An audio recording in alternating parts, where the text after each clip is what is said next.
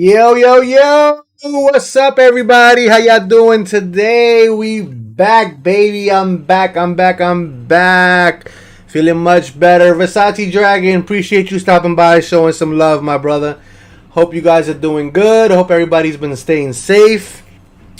Your boy had a little hiccup, had some surgery done, but had to come on here and talk to you guys. Limited right now, but I could not stay away from the family. How you guys doing today? Hope you guys had a great weekend. Hope you guys got a lot done. Spend time with the family. But it is a Monday, October 25th, 2021. And we're back with my boy Zenray from Zenray Sports TV. He's doing his little intro right now, and we're gonna bring him along the show. Man, last night, man, the game, Knicks couldn't put it away, man. There's some positives, a lot of negatives. Back to reality. We're gonna talk about that today with my partner here, and we're gonna touch up on some things that we see, the things that need to be worked on. But yeah, man, I hope you guys have been doing good. Like I said, I apologize that I haven't been really doing any streams. Like I said, I just had surgery on Thursday. That was a nightmare, but I'm very blessed to be here. And all is well in here in Nick Nation, Orange and Blue Skies. Don't forget to hit that thumbs up for your boys. And salute to Nick Nation. And welcome, everybody. Welcome to this beautiful Monday morning. Let's get Mr. Zenray in here. Well, he's not on. He's still doing it. Mr. Zenray from Zenray Sports TV. How you doing, my brother? I was just mentioning that you're coming back from wrist surgery, and I know things went well. I spoke to you before the show, and yes, sir. I'm glad you did well. And I was telling them I'm breaking out rashes from this codeine that I've been on. I'm hearing an after effect on your end. I don't know if it's you or me. It's no joke, guys. Like I said, if you don't gotta take that stuff, stay away. Look for signs. I myself broke out with some stuff on my hand. It had me really loopy.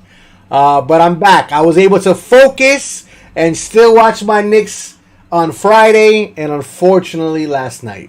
But we're going to talk about that right now with my partner here. So let's talk about it. I'm hearing it after. You hearing my voice again in the background? Is it you or me? No, you're good. You're good. I'm hearing on my end. Chat, let me know if you hear him. If you hear him double. If you guys hear him okay. If it is, I apologize. As you can see, I normally am rocking the headphones, so that's probably what it is, and you are probably hearing yourself through that. But hands don't let me do things like that right now. You know, it's rough. It's rough. Let's talk about, first of all, I did a recap on Thursday against the Orlando Magic, and I was mentioning how the Knicks should beat the Orlando Magic. Obviously, it didn't work out last night. And my thing is, you win with the sword and you die by the sword. You know? Yeah. And they, I didn't see Tibbs make any kind of adjustment in the game. You knew the players were not shooting the three ball well. They could have gone elsewhere. They benched Kemba. He wasn't in the fourth quarter. They brought Fournier back. I know why they did it. Because defensively, the whole team collectively, defensively, they were awful. You give up 36 points in the fourth quarter, you deserve to lose the game. But Kemba and Fournier, Obi Topping, they were getting toasted and roasted last night. Cole Anthony was doing what he wanted to do. No one was stopping him. I don't know. You take over because I'm a little bit trying to. Yeah, with Versace, I appreciate you letting me know, guys. I apologize. It's gonna probably be on my end only. On my end, Zenray, not yours. I apologize for the double sound, guys. I'll make sure for the next show that won't happen. Hopefully I'll have my wife assist me with the headphones. But yeah, man. Moving forward, I saw some positive yesterday, but a lot of negatives, and it was a reality check yesterday. Anybody can be beaten. The best of the best right now in the NBA have started slow. So it's just one game. Let's not hit the panic button. LA is 1-2. They got their first win yesterday. Brooklyn is 1-2. Milwaukee lost by 40-something points the other day to Miami. So you're gonna have these type of games that you would expect to win, but things happen. You know what I mean? Whether it's chemistry, whether your shots, whether you said it you said it to me earlier, Zenray. You live and die by the three. You know what I mean? And that's what happened last night. Knicks weren't hitting their shots. I really didn't like a couple of key things that I saw from the coaching standpoint, which I think was a problem, and I think the tables could have been a little bit differently. But positive note, Mitch, Money Mitch is looking like he's getting good. We had a little bit of a scare yesterday when he hit that ground. I know you kind of held your breath because I know I did. I'm watching the game and I was like, and I saw him and I got really scared and I was like, here we go again. But he shook it off, came back. Yeah, I was glad about that. The game against Orlando, the same thing. He falls down. He's like an elastic man. He falls down, gets hurt, gets back, and has his body heal real fast or just kind of come together. But yeah, it was a scare. I mean, you don't want to see Mitch Robinson is probably one of the bright spots of last night's game with Derrick Rose. I mean, besides that, Julius Randle, look, he scored his 30 points. He had his 4 block shots. He had 3 assists. He dominated with 16 rebounds. But there were spurts in the game where Julius Randle was, again, trying to do a la Melo, try to kind of, play one-on-one ball and seeing this is why Kemba Walker and basically Fournier, you have to give these guys rhythm. And you want to give the team members, like even Barrett, some rhythm. If you're taking the shots and you're doing ISO ball because you think that the Knicks need to come back, you have to stay within the system. And I know Tibbs can't be pleased about what Randall's at like 3 or 4 straight times he goes on the floor and he's making some bad decisions, trying to play against 3-4 guys on him and trying to force shots when he can pass the ball around and find the open shot. The Knicks weren't doing that. The other night they had like 36 assists. And I think last night, I'm going to look at numbers in a few, they didn't have that many assists. No, not at all. The continuity, the ball movement was not there last night. A lineup that I really, really like, and I know you probably agree with me, is I like that Obi and Randall lineup. 20 assists. 20? 20 assists total. That's what night and day differential from the other night to last night. I think that Julius Randle and Obi Toppin should have been played a little bit more, and I think they should experiment. Like, yes, I feel, and this is just me, I like Alec Burke. I think he's a great asset to the team. When he's hot, he's hot. When he's cold, he's cold. I think they kept Alec Burke way too much in the game yesterday. If Fournier was getting burnt, and his Kemba Walker was getting burnt on the defensive end because this guy, Orlando's point guard, excuse me, I can't think of it. Cole Anthony was torching him. You know what surprised me more than anything else? He had 29 points, 16 rebounds, 8 assists, and 1 steal in 34 minutes of play. Listen, Cole Anthony, he was sending a statement to New York. He's from New York, obviously. His dad was here. His dad played for New York. Yeah. He wanted to send a statement. You didn't draft me. I'm going to show you why. Okay, you picked. Who did they pick? They picked the Obi Topping. You didn't pick me. Here we go. And he was waiting for this game. So this is his breakout game. I haven't seen him play like this. He played well. And 16 rebounds, 8 assists. That's the kind of point guard you're looking for. So, well, I don't think they won. I mean, he had a lot to do with their victory yesterday. I think the other guy, Ross, if it was not for his fourth quarter, he had like 20-something points alone in the fourth quarter. Terrence Ross, let me just tell you, he basically did his damage in the fourth quarter, okay? Yeah. In 31 minutes of play, he had 1 rebound, 3 assists, 2 steals, and he torched them. And that's his name. He's the Human Torch. That's the nickname he likes to be called, the Marvel comic. Yeah, microwave. They call him the microwave, but he likes to be called the Human Torch. There's a Marvel comic. The Torch. Yeah. So Human Torch. That's what the teammates call him. And he did that to the Knicks last night. 22 points in the fourth quarter. Between ending the third and fourth quarter, he just torched them. And as soon as I saw him making his first couple of shots, I said, "Here we go." He did it in the game when the Knicks beat him by 30, basically. By 27 points. He was the only guy basically trying to make a comeback, and he was torching them there in that game too. Obviously he couldn't do it by himself, but when you have Ross, Cole Anthony, I mean, Bamba. everybody on their starters, they had double figures in points. Yeah. Franz Wagner had 10. Wendell Carter Jr. had 11. Mo Bamba had 10. Cole Anthony had 29. Jalen Suggs had 11 points. And off the bench, Terrence Ross had 22. RJ Hampton had 7. And Mort Wagner had 8. Wow. Look, I defensively, the Knicks were off. I mean, let's be happy, if we want to call this like a happiness moment, that the Knicks are doing this now in the third game of the season, because I can guarantee you this is not going to happen again. Because you saw Tibbs in the interview last night after the game, he was not happy at all. The Knicks were out hustled, they were out muscled, and they played with no energy, and that's the final result. The Knicks were up by 13 at one point in the third quarter. They let the lead slip away, and then they were leaving. They were leading toward the end of the third quarter, I think by 9 at one point. Yeah. And they dissolved the lead in the fourth quarter. Fourth quarter, when you let a team score 36 points on you in the fourth quarter, it tells you that, first of all, you have no energy, no defense. Their third quarter, there was the best defensive quarter. They only let up 22 points, but they only scored 23. Offensively, they were off sync. Usually, the Knicks make their move to dominate the game in their third quarter. They didn't do that. They only had 23 points. They held Orlando 22, but the Knicks, how do you give up 36 points in the fourth quarter? In the fourth quarter, yeah. How does that happen? First of all, no adjustments.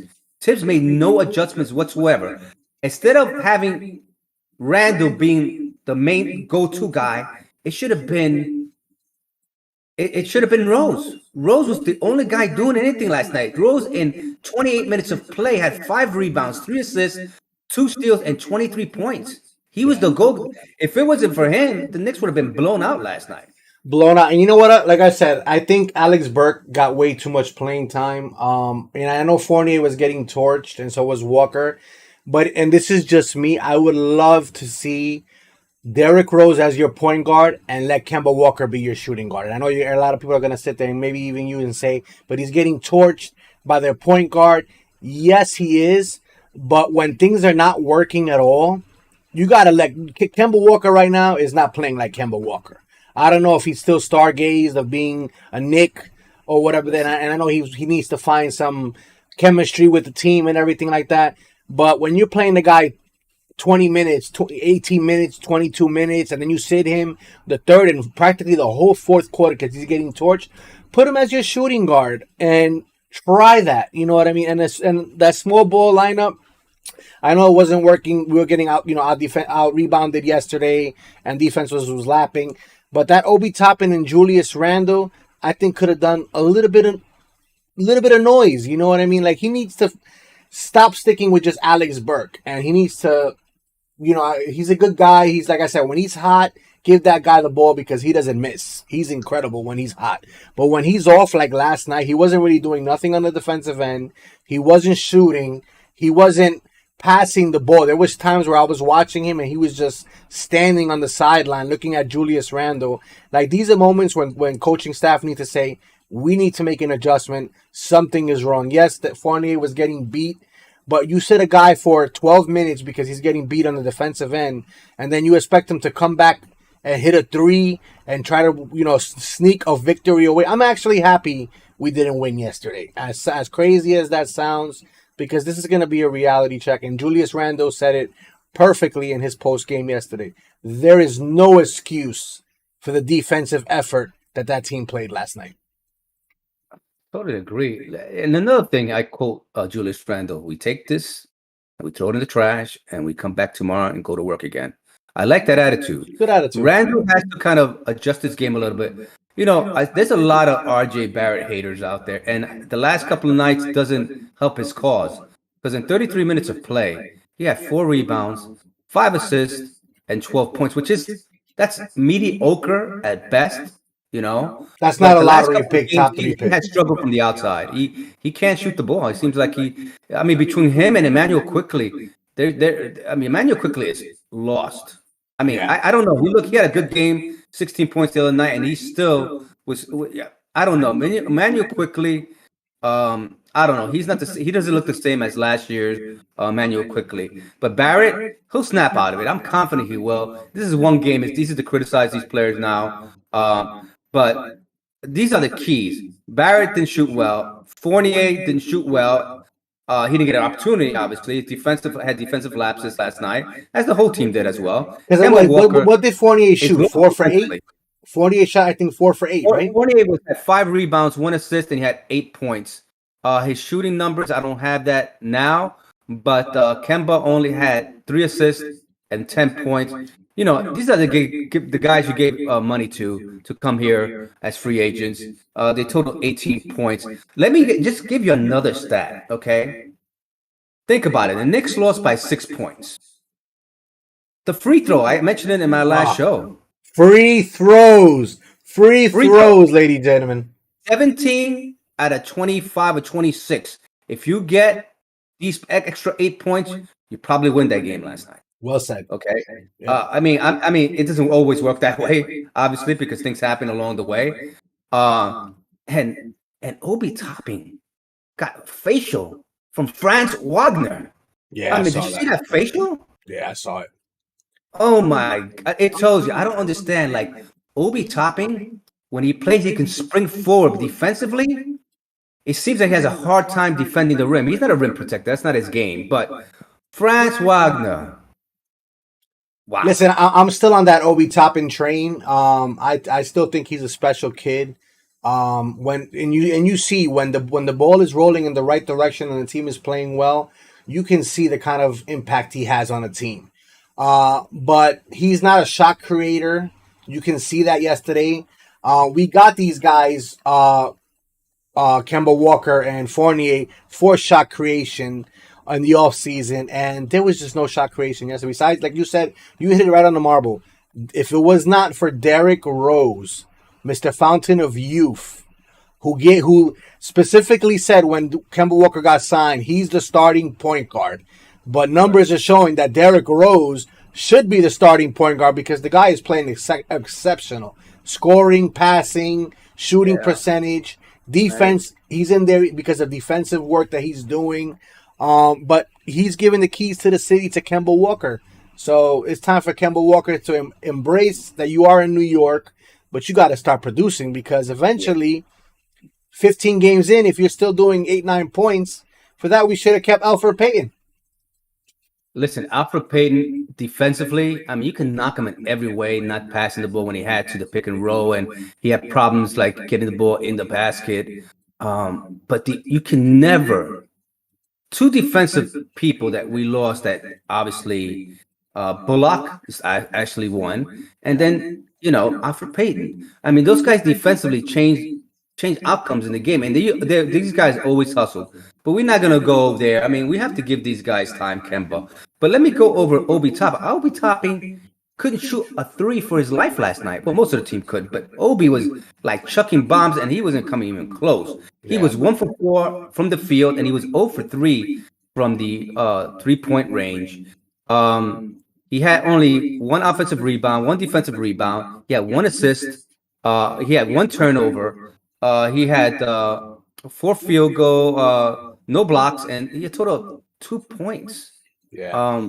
For somebody 6'11", guys, there's no excuse for you to have that little rebounds, and as a team collectively, he only played 12 minutes. I mean, usually he was playing 20, 25 minutes the first couple of games. So, I mean, look, the whole team collectively. Look, when your shots don't fall, it's easy to criticize players, but you live and die by the sword. I mean, that's the motto to the show for me, at least. And I think that Thibodeau, I think the whole Knicks team collectively have to kind of look at themselves after last night's game, and say, look, I could have made some adjustments. I could have had the guys. They were hitting the shots from the outside. I know 3 points, but a team with Orlando, you should beat Orlando.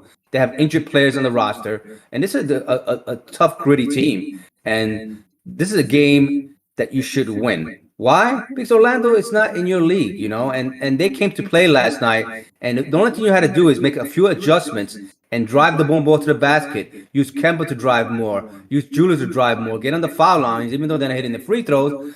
But you have to go for easier shots. The 3-point shot when it's not hitting, you're not hitting it, obviously. You're not going to gain any traction in producing points. But when you're hitting it, wow, it makes a big difference. So Obi Topping, we're not getting on his case or anything, but he didn't have a good game in 12 minutes of play. I think that's what the team needs to figure out too. I think when the team needs to see when those shots are not falling, they need to dial back a little bit on those 3-point attempts. Because yeah, I know they broke the record the other night. I saw your live stream and I did watch the game when they hit 24 3-pointers. That's a it's a great experience. It's fantastic when they're shooting like that. But when what were they last night? I don't even know. I think 14 for like 43. Was it? Yeah. They're that is just way too many 3-point attempts when those shots are not falling. You can't tell me that the coach didn't come to them and say, guys, 43 3-pointers and only 14 makes. When it's not working, you got to find another solution. Get to the line, move that ball around, drive the ball to the basket, get to that. RJ Barrett, that's his specialty, is driving that ball into the basket. Kemba Walker, that's his specialty. These are things that they need to figure out as a team, because if not, man, like you said, we were supposed to beat Orlando last night. Orlando came in with a message because they felt disrespected in their home game, where Orlando fans were cheering for New York fans there. So they wanted to come back to the Garden and say, listen, you guys took us out there by 30-something, and they took care of business. And now you got Philadelphia, who this is the game that we should have been coming into Philly right now, 3-0. And if we lose to Philly, you can sit there and say, yo, we lost to Philly. That's a great team. But now you have to sit there and say, we're 2-1. We're going into Philly. And listen, we need to come out prepared, because if not, you could very well find yourself a 500 team all over again. So let me just tell you Julius Randle's stat, because it's so misleading. Wow, he had 30 points. This and that, he had 16 rebounds, blah, blah, blah. But let's say how deceiving those 30 points are, okay? Because he was chucking away, okay? So at 30 minutes of play, he was 8 from 24 from the field, okay? 8 from 24, 33%. 3-pointers, he hit 2 of 10, 20%. 10 shots from 3. That's crazy. I told you, that's deceiving. So he hit 30 points, but he was chucking away. So he took massive amount of shots. And from the free throws, he missed 2 free throws. He was 12 out of 14. His rebounds, he had 5 offensive rebounds.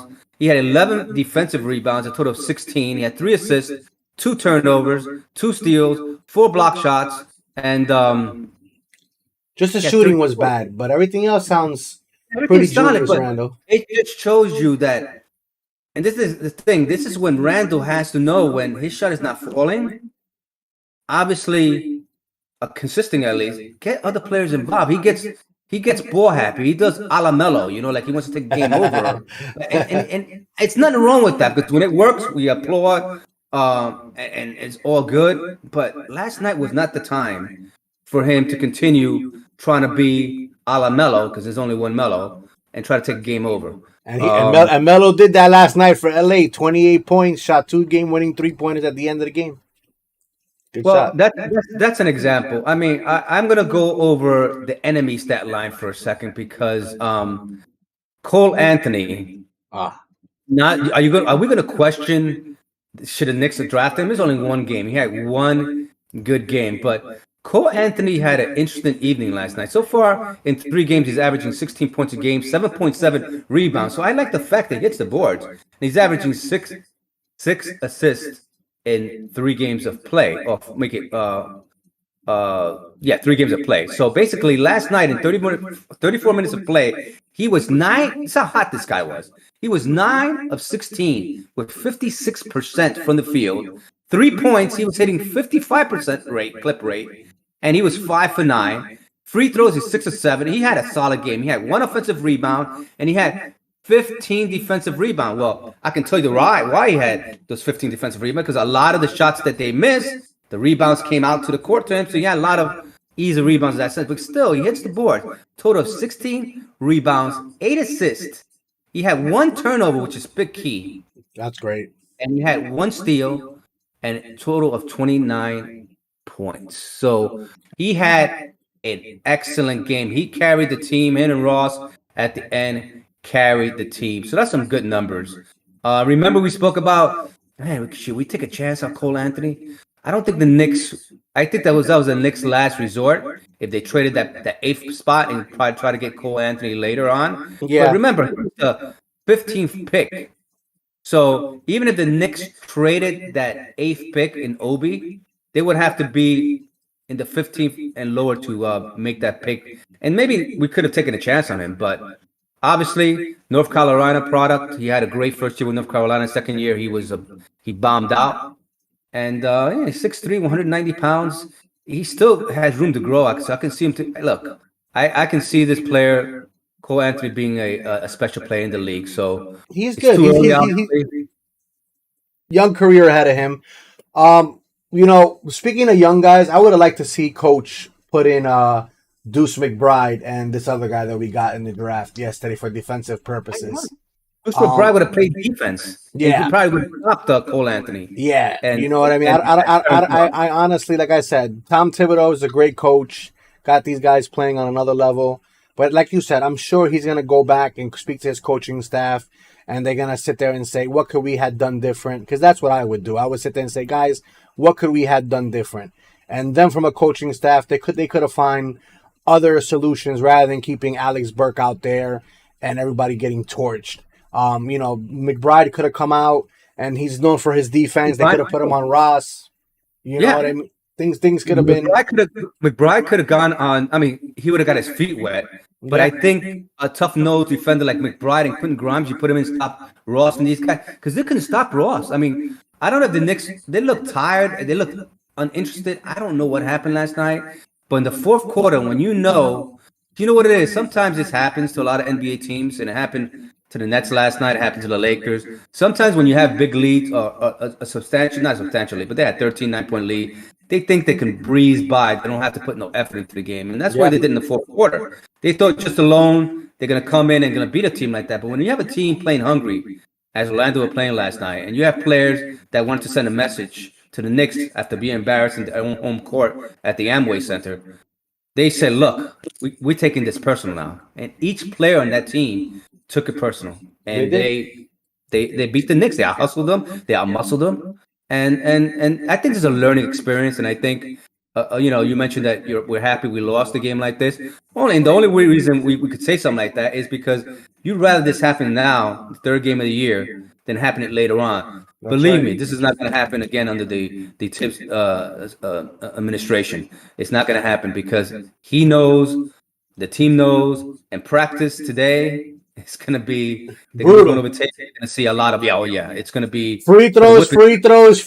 I can see Coach now, get on that free throw line, give me 200 free throws, and defense, guaranteed today. Yeah, so let me go with Terrence Ross numbers in 31 minutes. In 31 minutes, Terrence Ross, and this is how he was 6. He was in 31 minutes of play. He was 6 from 11 to field, 54%, and he was 2 of 6 in the 3-point range, 33%. I thought it would be higher than that, but it wasn't. Free throws, 8 of 9 for 88%. He had 1 rebound, offensive rebound, 3 assists, 2 steals for 22 points. That's effective play. Terrence Ross was available. I was hoping the Knicks would look into picking him up. I think it was available a couple of years back because he was drafted. I think it was like 2-3 years ago. Yeah, I remember. And he was drafted by the Toronto Raptors originally back in 2012. He was their first round pick, the 8th pick of the draft. Yeah, he never materialized to be a starter, but off the bench, he's that quick microwave, like you mentioned, where he can come out and start cooking. Yeah. Impressive, and he's still a fairly young cat. He's in his 30s, so he's impressive, man. He's the kind of player you need on a team, and he's so smooth and cool. You see him? Like he's very cool and smooth. Like nothing bothers him. So he was locked in. He didn't let the fans disrupt him, just like Cole Anthony. Cole Anthony actually embraced it. He was loving every moment of it. And I'm sure his dad was sitting at home proud, saying, that's my boy. Because if that was my son and I played for the Knicks, and then you come out and you do that to them, I know his dad and his whole family must have been like... His mother was in the crowd last night. She's a pretty attractive lady. She was in the front court with his jersey on and everything. Front court.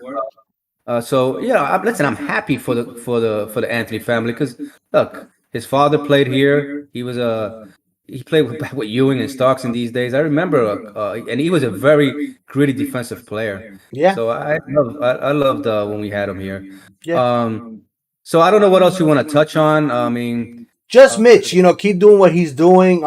See game by game, he's getting better. He's definitely a difference maker, rim protector.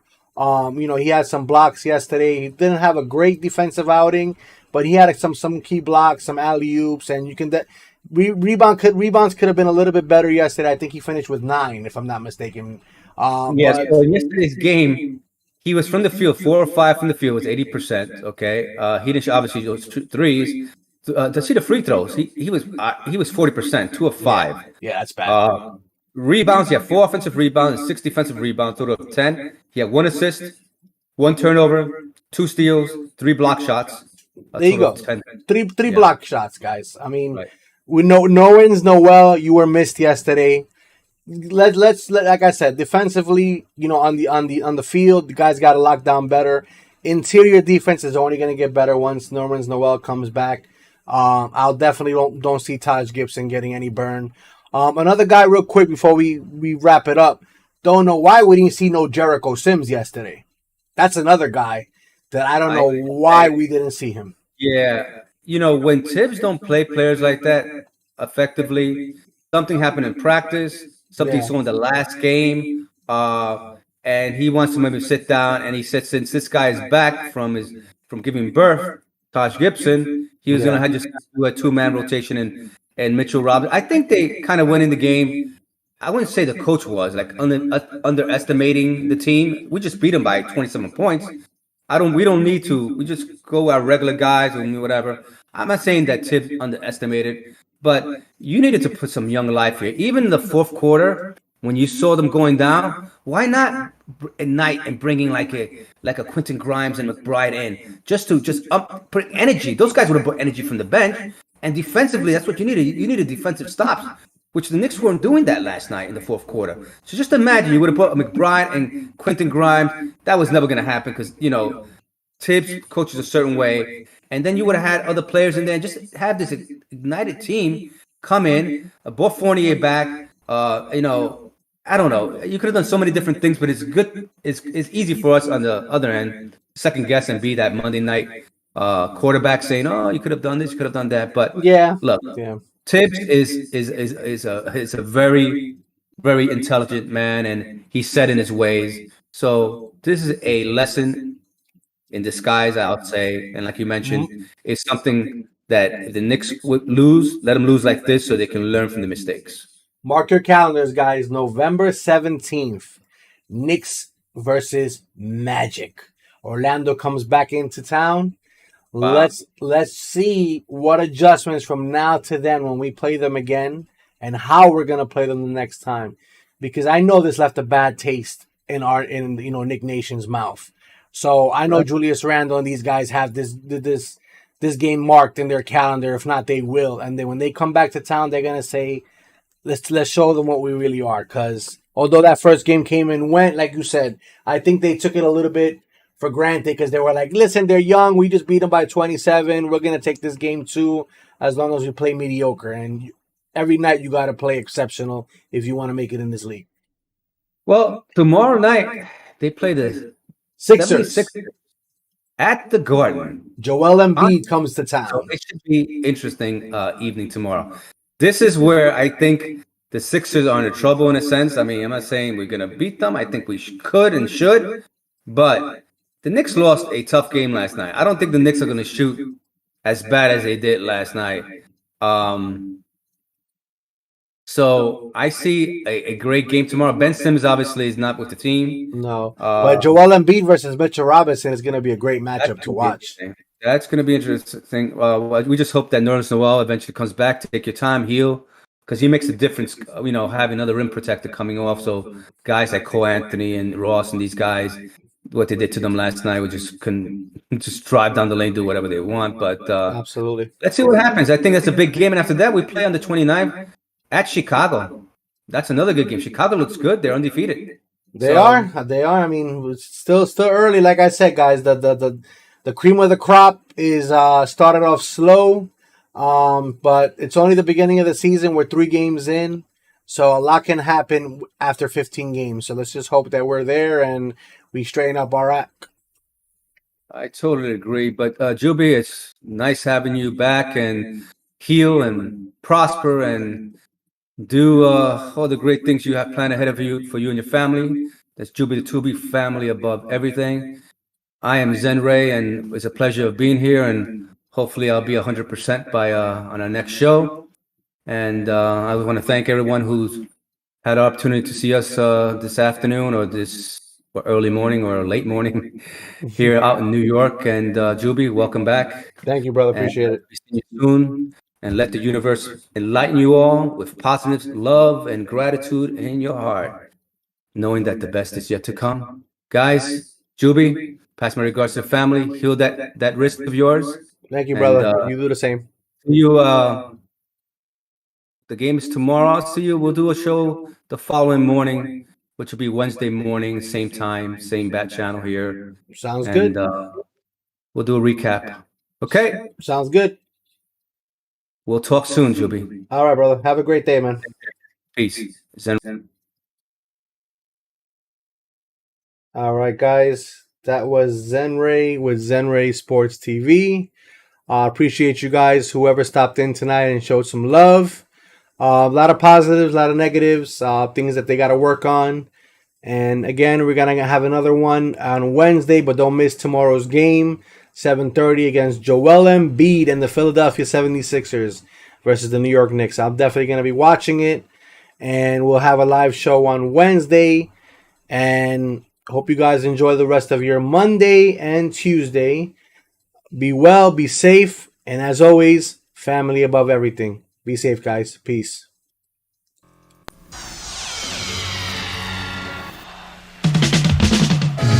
We are the New York Knicks. We are the New York Knicks. We are the New York Knicks. We are the New York Knicks. Say go New York, go New York, go. Say go New York, go New York, go. We're back on track, here we come. We get stuck in 21 and the Knicks are on a run. And I'll tell you with Tim, we have been too much to handle. With Barrett, Bullock, Burst, and Randall, it's the Knicks, and we're taking back our place. Everyone's gearing up with the mask on the face. The guards going crazy, and they're doing it for a reason. 21 is the knickerbocker season. You better believe the Knicks got all that it takes. We shoot 3-pointers, and we're running fast breaks. If your defense makes a mistake, then bam! Robbie dumps in your face. This is a team you don't want to miss. We are New York. We are the New York Knicks. Go New York, go